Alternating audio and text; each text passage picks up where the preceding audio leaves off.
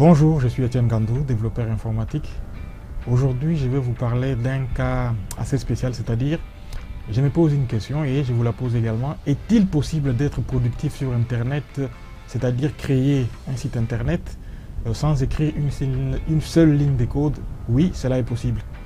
Oui, cela est possible parce qu'il existe des solutions qui sont open source solutions, et ces solutions sont en quelque sorte ce qu'on peut dire clé en main. Ce sont des solutions qui sont prêtes à être utilisées et pour lesquelles il ne faut pas une grande débauche d'énergie ou d'effort pour pouvoir les mettre en œuvre. Pour cela, il faut juste connaître quelques trucs et on les met en œuvre. Et vous allez voir que c'est très pratique puisque cela offre la possibilité de créer et de mettre en place des sites internet qui présentent un design très riche et très puissant. Et c'est là au moindre effort, au moindre coût. Et comme on le dit, on ne réinvente pas la roue. Lorsque quelque chose existe, qui est bien et qui fonctionne déjà, je l'utilise. Pour moi, je ne me pose pas la question. Je n'écris pas toujours les codes. Quand c'est possible d'utiliser une solution qui existe déjà et qui m'offre les possibilités de pouvoir développer ce dont j'ai besoin, je le fais sans hésitation. Et ici, je vais vous présenter quelque chose d'assez intéressant que j'utilise depuis une dizaine d'années. Il s'agit d'un forum, Open Source Solution, en PHP, qui s'appelle PHPBB. Vous allez voir que c'est une solution qui est très intéressante et qui offre la possibilité de mettre en place un système, ce qu'on appelle un Content Management System, très intéressant et qui offre énormément de possibilités aux utilisateurs. Donc, je vous invite donc à découvrir cette solution avec moi et nous allons la voir tout de suite. Très bien, voilà donc de quoi il s'agit. Nous avons ici à peu près l'interface que nous allons retrouver lorsque nous travaillons avec XAMPP. Qu'est-ce que XAMPP? C'est un environnement de développement qui permet de créer des sites internet. Donc l'avantage qu'il a, c'est qu'il nous permet de travailler localement. On peut aussi travailler en réseau, mais pour les cas qui nous concernent ici, nous allons travailler sur notre propre ordinateur, mais on aura l'impression que nous travaillons dans un environnement client-serveur. Donc qu'est-ce que XAMPP comprend? XAMPP comprend les serveurs pour les pages web Apache, un serveur pour les bases de données MySQL. Il comprend également un serveur pour pour les protocoles FTP, c'est-à-dire les transferts des fichiers, donc FileZilla. Et il a aussi un serveur pour les mails Mercury, et il a aussi un serveur Tomcat. Mais pour les cas qui nous concernent, ici, nous n'utiliserons que Apache et MySQL. Et qu'est-ce que XAMPP? XAMPP, c'est un environnement de développement qui est très puissant et qui offre la possibilité, comme je viens de le dire, de pouvoir travailler dans un environnement, d'avoir l'impression d'être dans une séquence client-serveur, mais on les fait localement sur sa propre machine.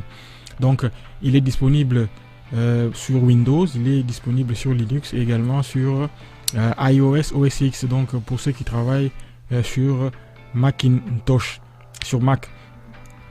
Et les couples qu'on va utiliser ici, c'est PHP, MySQL. Bon, on parle maintenant de MariaDB. Je pense que ça doit être un problème peut-être des propriétés de base de données, parce qu'à l'époque, moi quand je travaillais, ça s'appelait tout simplement MySQL, mais depuis un moment on parle de MariaDB qui offre également les mêmes possibilités que MySQL traditionnel les fait. Donc on aura ces couples PHP MySQL qu'on va utiliser, et les résultats finaux qu'on va obtenir, c'est celui-ci. À l'écran, c'est ce qui affichera lorsque notre installation du forum sera finie. Donc je rappelle pourquoi XAMPP, parce que XAMPP va nous permettre, il va héberger notre site, entre guillemets, c'est-à-dire les fichiers qui constituent notre forum, et c'est du PHP. Et Apache va compiler du PHP et pour envoyer au navigateur uniquement du HTML. Et pour ce qui concerne notre forum qu'on va utiliser, c'est une open source solution, comme je l'ai dit. Donc vous avez la possibilité de pouvoir aller, vous voyez ici nous sommes sur le site de phpbb.fr en français. Donc vous êtes libre d'y aller et de télécharger les forums et de pouvoir l'installer pour pouvoir l'essayer. Donc vous voyez ici il n'y a rien à payer, tout est free, tout est gratuit, donc vous pouvez y aller et télécharger. Et pour les cas qui nous concernent ici, un mot par rapport au serveur lui-même tel qu'il fonctionne. Vous voyez XAMPP, lorsqu'on les lance, vous voyez les contrôles panel, voilà, il est là, je l'ai déjà lancé. Et vous voyez Apache en vert, donc c'est qu'il fonctionne. Les serveurs pour les pages web fonctionnent. Et les serveurs également pour les bases de données MySQL tournent. Et notre serveur pour les pages web tourne sur les ports 80-80. Et vous le voyez ici, donc j'ai la possibilité de vérifier, voir quelle est la version du PHP qu'on a installé ici, vous le voyez, puisque ici dans l'URL, hein, donc on tourne localement, on voit bien, on est sur Windows 10, hein, et il donne toutes les informations par rapport à la dernière livrée de ces PHP donc, qui a été compilée. C'est la dernière version, elle date, je pense, du mois de mars donc 2021. Donc voilà la version qui est ici qu'on utilise. Ça sont des informations, des configurations des bases qui peuvent servir en fonction de l'environnement sur lequel on travaille. Bon, moi je l'ai déjà fait, donc j'ai déjà téléchargé XAMPP, et pour pouvoir l'utiliser, qu'est-ce qu'on va faire sur ma machine? Voilà, XAMPP est déjà installé et je vais, il est ici dans un dossier que j'appelle forum. Donc lorsque XAMPP est installé sur une machine, sur ma machine en local, et pour qu'il fonctionne, qu'il ait l'impression qu'on a, pour qu'on ait l'impression qu'on est dans une séquence client-serveur, nous allons prendre ce que nous avons téléchargé sur le site de PHPBB et les copier dans les répertoires, dans ces répertoires-là, htdocs. C'est ces répertoires-là qui constituent en quelque sorte la racine sur laquelle, lorsque nous allons appeler notre site, et il va s'exécuter, et effectivement c'est ce que nous avons fait ici, vous le voyez. Donc notre site il est logé dans ces dossiers qui s'intitulent forum. Donc quand je vais dans mon navigateur et que je lance cela, et voilà ce qu'il m'affiche, donc PHPBB, et je peux lancer la procédure d'installation. Et vous voyez, on a la possibilité d'installer ici en français ou en anglais. Nous allons choisir les français bien évidemment, parce que bon, une petite chose avant de faire l'installation elle-même, nous avons aussi les serveurs de base de données MySQL. Nous devons d'abord créer la base de données qui va servir pour pouvoir héberger, parce que la procédure d'installation comprend un fichier log qui va s'exécuter pour créer toutes les tables dont notre forum a besoin pour pouvoir fonctionner. Donc, donc je vais l'appeler FUniv, parce que notre cas concerne le cas d'un forum qui serait utilisé dans une université. Voilà, la base de données est créée, voilà, c'est FUniv, elle est créée, elle est là, mais pour le moment, vous le voyez, la base de données, elle est vide. Voilà, nous retournons à notre nous retournons là pour lancer effectivement l'installation de notre forum, et on va aller pas à pas. Vous allez voir comment cela va se passer.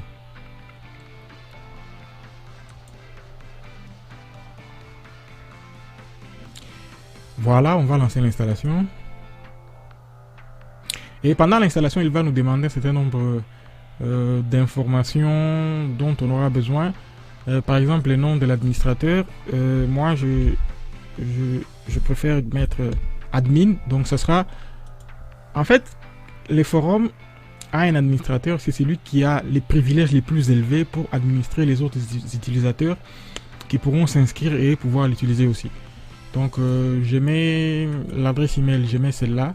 Hein, je mets une adresse email voilà, fictive comme ça. Donc, et les mots de passe. Il faut bien mettre un mot de passe.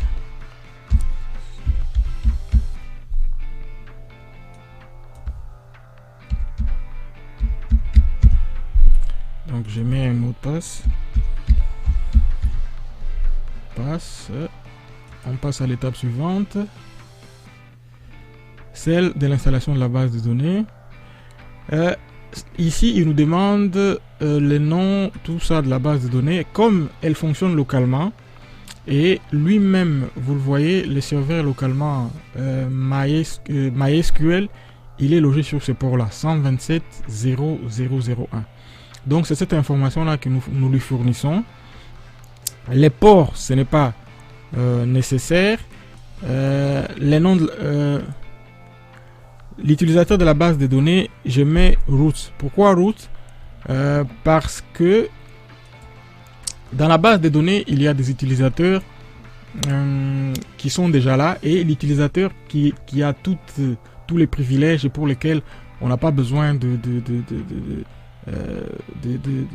placer un mot de passe, c'est celui-là. Donc nous n'avons pas besoin des mots de passe ici, puisque de toutes les façons il s'agit d'une installation juste pour une démonstration. On n'a pas besoin, mais normalement lorsqu'on fait une installation réelle chez un hébergeur, il faut fournir toutes ces informations. Mais ici nous n'en avons pas besoin. Je vais juste fournir les noms de la base de données que nous avons créée tout à l'heure, et normalement vous allez voir, il devrait l'accepter, puisque avec cet utilisateur a tous les droits et pour pouvoir utiliser la base de données. Voilà, il a accepté. Donc voilà, c'est le nom de domaine, c'est localhost, pour serveur, tout ça, toutes ces informations. Et voilà, maintenant si tout se passe bien, normalement notre installation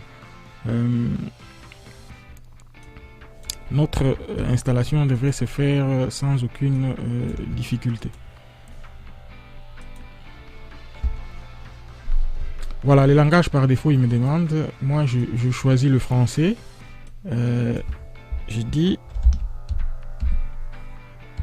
forum étudiant. Ça c'est le titre que je donne, et une petite explication, une courte description du forum et de ce qu'il fait. Bon, je le ferai plus tard. Je préfère qu'on avance, qu'on finisse avec l'installation, et puis après on verra comment le reste va suivre. Vous le voyez, nous avons fourni toutes les informations dont on avait besoin. Et jusque là, vous avez vu, nous avons écrit aucune ligne de code. Donc nous n'avons fait que fournir les informations dont il avait besoin, et le reste, il les fait pour nous. Donc pas d'angoisse, juste des informations utiles dont il a besoin, et il fait tout le travail pour nous. C'est ça l'avantage de ces open source solutions. Ce sont des solutions qui sont clés en main, donc qui offrent la possibilité de créer des contenus, ce qu'on appelle des content management systems. C'est un système de gestion des contenus qui nous permet de créer quelque chose d'assez intéressant. Et vous allez voir, il est encore occupé à installer tous les fichiers. Vous allez voir, ça ne va pas traîner. Et dès que c'est fini, et nous allons les lancer, nous allons retourner et les lancer. Vous allez voir, normalement, il va nous... Donc, on devrait avoir une interface de ces genres-là, pour nous dire que voilà, notre forum est bien installé, et nous allons y retourner pour voir. Voilà, l'installation est finie. Vous voyez, cette installation est finie avec succès. Maintenant, qu'est-ce que nous allons faire? Nous allons retourner.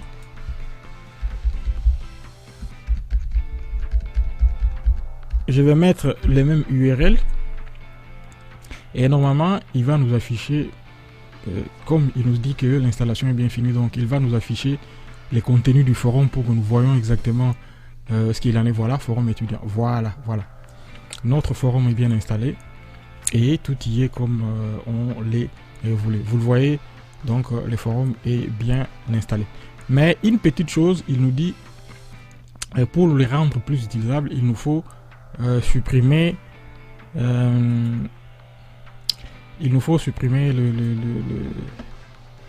ces dossiers installation, parce que ils gênent. Pour le cas précis, je ne vais pas les supprimer, je vais juste les renommer. Je vais les renommer, et comme ça on va continuer. Je vais rafraîchir la page. Voilà, donc le fait que j'ai renommé, et cela fait que notre page panel de contrôle soit disponible. En tant qu'administrateur, vous voyez, je suis déjà connecté, je peux aller au panel de contrôle. Mais une première chose à faire, vous le voyez, j'ai choisi les français, mais malheureusement le forum est installé quand même en anglais. Donc je vais vérifier je vais aller pour les customiser. Hein. Voilà, je vais voir les langues qui sont installées. Nous allons voir les langues pack. Ouais, les langages par défaut c'est le français, mais il nous affiche en anglais. Donc ça veut dire quelque chose qui ne va pas. Donc soit dans ce cas-ci, qu'est-ce qu'on peut faire, c'est aller télécharger les packs des langues, pack langue français ou bien, et dans ce cas-ci j'ai déjà téléchargé les packs langues et je vais les prendre, je vais vérifier s'il est déjà installé dans notre à la racine de notre site. Hein. Je vais vérifier.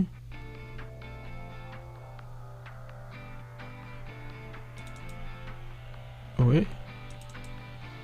Oui, il est bien installé, il est bien installé.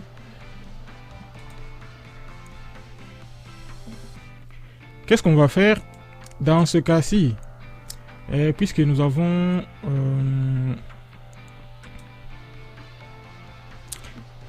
les français et l'anglais, que l'anglais continue à s'afficher, nous allons prendre une solution radicale. Nous allons tout simplement supprimer l'anglais et on va voir ce que ça va donner.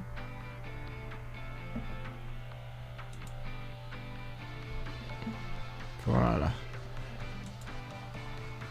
Voilà. Donc c'était un peu radical, mais malheureusement, bon, on n'avait pas de choix. Nous avons supprimé l'anglais et voilà, les forums s'affichent maintenant en français. Nous avons tous les contenus dont nous avons besoin qui s'affichent ici en français. Maintenant, qu'est-ce que nous allons faire directement? Nous allons gérer les forums. Puisqu'il s'agit d'un cas qui concerne une université qui serait dans un pays, chez nous au Congo, donc je ne les cache pas, je prends l'exemple du Congo, et il s'agit d'une université qui a différentes facultés. Et ici, je vais prendre le cas d'une faculté des sciences économiques. Une faculté des sciences économiques. Nous avons déjà une faculté ici. Je vais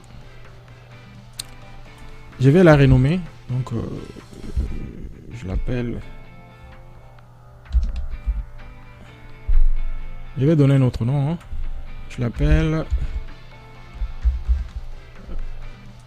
Phasé. Donc, c'est une faculté c'est une faculté que j'ai connue il y a très longtemps. Donc, c'est une faculté administration des affaires et sciences économiques en abrégé. On va l'appeler ainsi. Donc, c'est une faculté. Je la renomme. Ici, j'ai créé d'abord une catégorie. Et dans cette catégorie, nous allons créer différents types de forums qui vont suivre. Et on va y aller. Voilà, nous avons renommé la catégorie. Nous avons, et ici, nous allons maintenant créer des forums. Hein. Nous sommes dans un système qui correspond à une sorte d'arborescence où nous avons un arbre avec les branches. Je vais y aller étape par étape et vous allez voir comment cela fonctionne. Je vais créer le premier forum dont les parents et donc cette faculté des sciences économiques, la faculté administration des affaires et sciences économiques. Je vais prendre le premier forum que je vais créer, c'est finance, banque et assurance. Le nom du forum, je crée finance, banque et assurance. Voilà.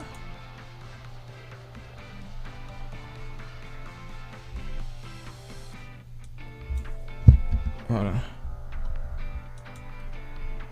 On va y aller. Voilà, il a accepté. Voilà, il y a finance qui est créée. Je crée encore, on passe au suivant.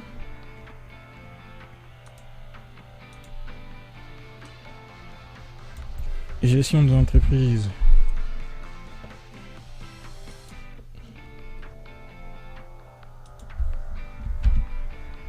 Gestion des entreprises.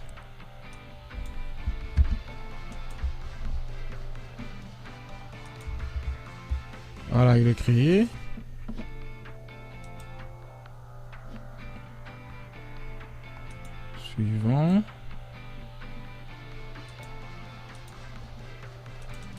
marketing.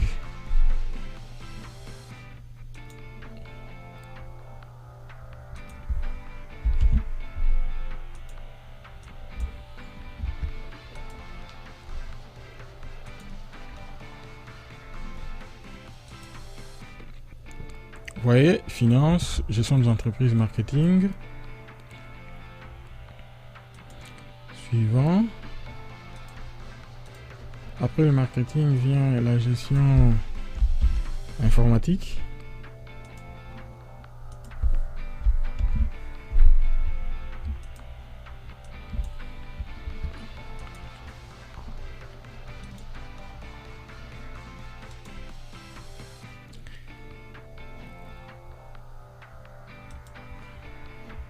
On va aller un peu vite pour créer. Il nous en reste encore pour ce qui est des sciences économiques, économie monétaire.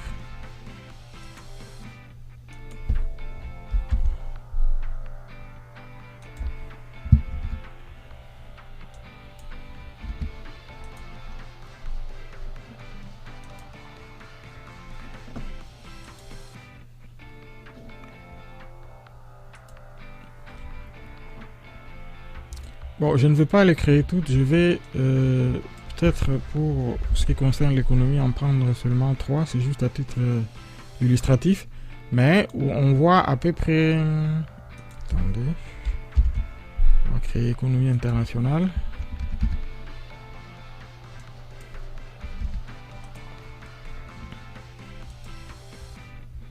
Voilà, et je vais ajouter un dernier, après l'économie internationale, que puis on s'arrête là parce que bon, on n'a pas besoin, on va prendre l'économie de développement, non, je prends l'économie publique, voilà.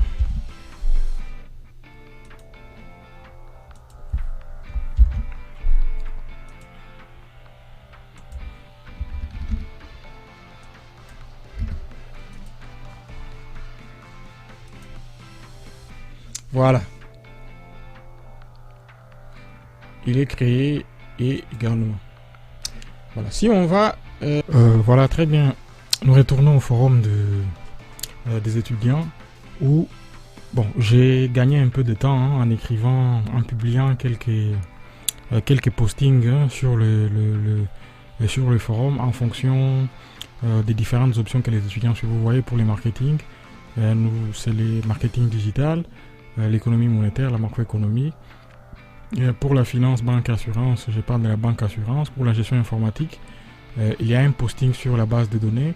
Et pour l'économie internationale, c'est l'économie internationale, l'économie publique. Il y a aussi un posting qui parle de l'économie publique. Vous le voyez, l'interface est très intuitive. Il permet de voir exactement de quoi il s'agit. Les sujets sont répartis suivant les options et chaque étudiant qui viendrait pour publier, il choisirait évidemment l'option qui convient, dans laquelle il fait sa formation et il pourra ainsi publier. Mais je vais quand même finir pour les derniers postings, on va les faire ensemble. Donc c'est un sujet sur la gestion des entreprises. Donc les titres seraient pourquoi faire la gestion des entreprises. Je prends le titre, je les colle, vous voyez, là c'est sujet. Et puis ensuite, je vais prendre les contenus du texte, les corps du texte que je vais qu'on va publier. Voilà, je les copie également et je vais là, je les colle et voilà, et on clique là, envoyer pour la publication. Et voilà ce qui est fait. Nous avons ici cette arborescence qui indique, ça c'est l'index du forum. Les forums mères, c'est la faculté, vous voyez, c'est la faculté administration des affaires et sciences économiques. Et vous le voyez, nous avons ici nos publications qui sont faites, et quelqu'un qui viendrait sur les sites directement pour la première fois, il verrait de quoi il s'agit. Donc vous voyez, ça ce sont les sujets les plus actifs, donc qui viennent d'être publiés, et voilà à peu près à quoi cela correspond. Ceci est une solution que j'utilise personnellement dans mes projets depuis plusieurs années, et je vais vous montrer à titre illustratif ce qui concerne les cas d'un parti politique. Ce qui concerne les cas d'un parti politique, c'est une solution que j'ai implémentée ici. Vous le voyez, ça ressemble... ici, vous le voyez, c'est un site internet, hein, donc ça fonctionne réellement. C'est là, est hébergé quelque part. Et la solution, elle est tellement robuste, elle est solide que vous le voyez ici. Je pense que ça va faire... On va remonter à très loin pour vous montrer depuis quand est-ce que le premier posting a été fait sur ce site. Voilà. Ça remonte au 8 août 2006. Donc vous voyez, ça remonte à très longtemps. Oui, effectivement. Bien évidemment, je procède régulièrement à des mises à jour, mais ça montre à quel point cette solution est solide, elle est pérenne, elle peut être implémentée pour n'importe quel contexte. Vous voyez ici c'est le cas d'un parti politique, hein, où voilà, nous avons défini les sections suivant les besoins que voilà, les membres de ce parti politique peuvent publier les contenus, hein, qui les intéressent, et c'est quelque chose qui fonctionne depuis très longtemps, vous voyez, depuis 2006. Donc ça va faire à peu près 15 ans, voilà, ça va faire 15 ans que cette solution est utilisée et elle fonctionne, il n'y a pas de problème. Et aujourd'hui, on entend de plus en plus dans notre communauté les gens dire voilà, il faut aller avec une page Facebook ou une page à travers les réseaux sociaux, on peut atteindre plus de gens. Oui, c'est vrai, on peut atteindre plus de gens, mais les réseaux sociaux ne sont pas la solution idéale lorsqu'on veut créer un projet pérenne sur Internet. Moi, je considère que les sites Internet restent, parce que c'est le seul endroit où on peut trouver toutes les informations concernant une entreprise. Et les entreprises, elles utilisent aussi les réseaux sociaux, mais elles les font en synergie avec les moyens dont elles disposent déjà. Donc,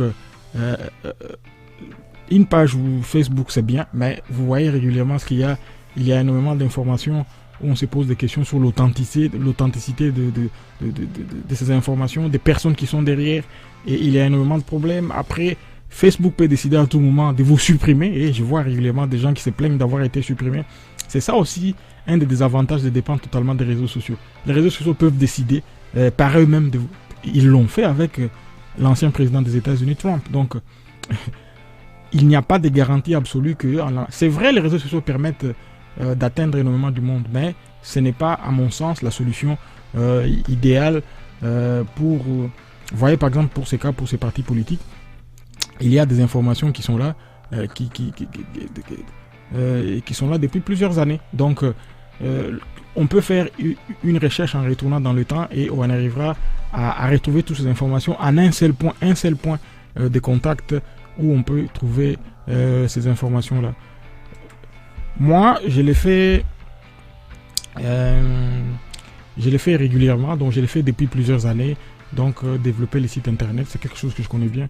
Et je vois bien l'avantage qu'il y a, la différence qu'il y a entre les sites internet et les réseaux sociaux tels qu'ils sont développés. Ils sont bons, mais ce n'est pas... c'est bon quand c'est utilisé en synergie avec un site internet qui pourrait fonctionner de manière autonome. Voilà un peu ce qu'il s'agissait. Donc, je vous ai montré comment on peut arriver à développer quelque chose de bien sans nécessairement écrire du code. Voilà, nous arrivons à la fin de la présentation de ce que nous avions aujourd'hui, c'est-à-dire la possibilité de créer, d'être productif sur Internet sans écrire une ligne de code. Vous le voyez, nous avons été en mesure de faire cela, et cela est possible avec un peu des bonnes idées, et en cherchant bien, vous êtes en mesure de pouvoir le faire. Bien évidemment, nous l'avons fait localement sur notre machine, mais vous pouvez également le faire en payant un hébergement, puisque aujourd'hui l'hébergement pour un site internet est abordable. Donc tout cela tourne autour de 100 €. Vous pouvez avoir un hébergement raisonnable qui vous permet de pouvoir créer par vous-même un système de gestion des contenus comme nous venons de le faire ici. Voilà, je suis à votre disposition. Si vous souhaitez, je serai très heureux de pouvoir échanger avec vous par rapport à tout ceci.